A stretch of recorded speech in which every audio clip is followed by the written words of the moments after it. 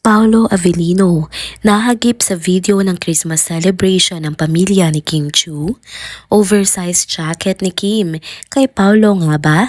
Kim Chiu, reyna ng isnaban issues sa pagitan ng mga kapwa aktres at fans, pinag-uusapan. Kim Chiu at Paolo Avellino, hindi nakadalo sa premiere night ng movie ni Vice Ganda, pero mga Kim Pao fans, all out support pa rin. Tara, kwentuhan muli tayo.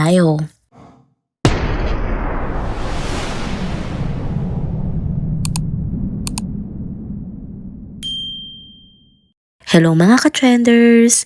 Welcome back muli sa ating channel. Kung bago pa lamang kayo dito, huwag nang kalimutang mag-like, mag-subscribe at i-hit na din ang bell notification para lagi kayong updated sa mga balitang trending at napapanahon. Happy Friday mga ka-trenders! Narito na naman tayo para maghatid na nakakakilig at nakakaintrigang balita patungkol sa paborito nating tambalan, ang Kim Pao. Alam naming sabik na kayong malaman ng pinakabagong mga chika, kaya tara na't simulan na natin ang kwentuhan. Balikan natin ang mga nagtrending na usapan nitong nakaraang Pasko. Usap-usapan ng netizens ang di umano'y pagbisita ni Paolo Avellino sa rest house ng pamilya ni Kim Chiu sa Tagaytay. Dito nga nagdiwang ang pamilya Chiu ng kanilang Christmas celebration ngayong taon. At talaga namang marami ang natuwa pero mas marami rin ang napaisip dahil sa mga litratong kumalat online. Maraming fans ang nakapansin na tila nahagip daw si Paolo sa ilang video na kuha ni Kim habang nasa gitna ng masayang celebration. May mga nagsabi na may lalaking kahawig ni Paolo na naispatan sa background ng video. Pero dahil hindi malinaw ang mga kuha, naging palaisipan ito sa marami. Dagdag pa rito, isang litrato rin ang kumalat kung saan makikita umano ang isang sasakyan na sinasabing pag-aari nga ni Paolo Avellino na nakapark malapit sa rest house ng mga Chiu. Dahil dito, mas lalong umugong ang spekulasyon ng mga fans. Kung akala nyo ay dito na nagtatapos ang kilig, may isa pang detalye na talagang pinag-usapan. Sa isang video na naipost ng kapatid ni Kim na si Ate Cam Chiu, suot nga ni Kim ang isang oversized na green jacket habang komportable nakahiga sa sofa sa kanilang rest house. Ayon sa mga eagle-eyed fans, kapansin-pansin ang jacket na ito ay kahawig ng jacket na naisuot na nga ni Paolo before. Dahil dito, maraming nagtanong, jacket nga ba ito ni Paolo? Kung oo, paano nga kaya ito napunta kay Kim, diba?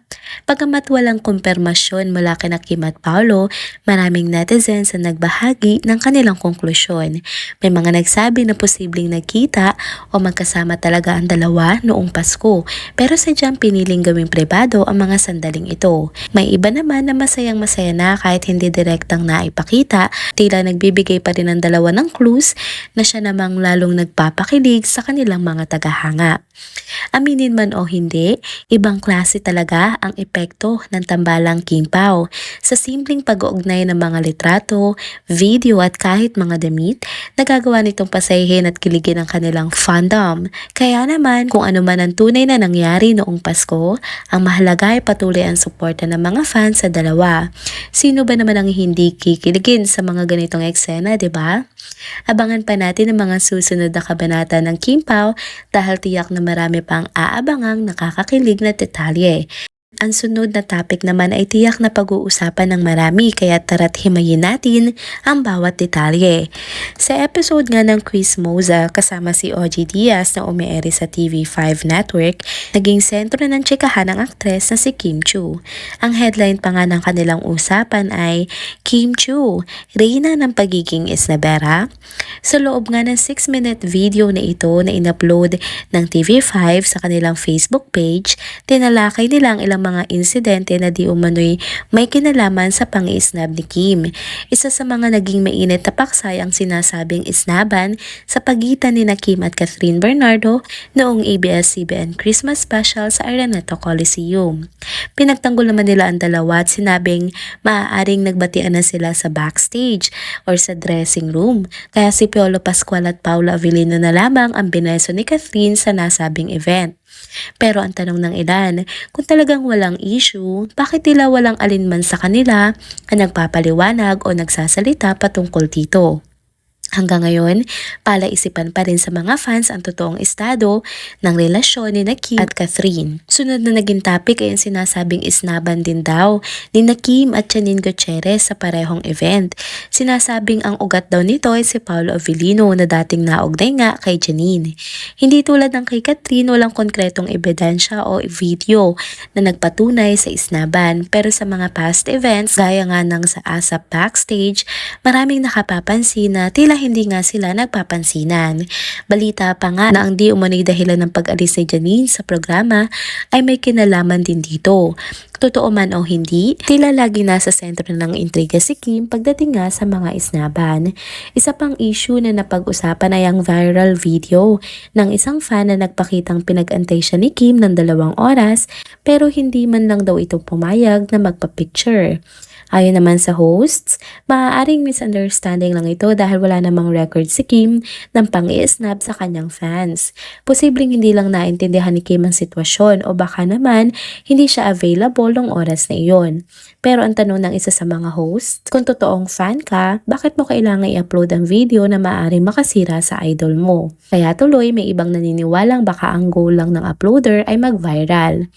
Napunta rin ang usapan sa nakaraang misunderstanding sa pagitan ni Kim at OG Diaz. Bagamat nagkaroon sila ng tawanan habang pinag-uusapan, inamin naman ni Ogie na tapos na ang lahat ng yun at wala na silang alitan ngayon. Ang nakakaintriga pa dito, ang ugat daw ng misunderstanding ay pang-iisnab din. Kaya naman may isang host sa pabiro na komento na tila consistent ang mga issue ni Kim. Sa comment section naman ng video, kapansin-pansin kung paano ipinagtatanggol ng fans si Kim. Sabi nila sobrang bait at friendly ni Kim hindi lang sa kapwa-artista kundi pati na rin sa mga fans niya. Ayon pa sa ibang nag-comment, baka naman talagang walang basehan ang mga isnab issues na ito at sadyang mahilig lang ang iba na palakihin ang mga bagay-bagay. Sa kabila nga ng mga intrigang ito, nananatiling solid ang suporta ng fans kay Kim Chiu. Sa huli, mukhang magiging mahaba pang usapin tungkol sa mga isnab issues na ito, pero ang mahalaga, nananatiling positibo at palaban ang aktres sa kabila ng mga kontrobersya.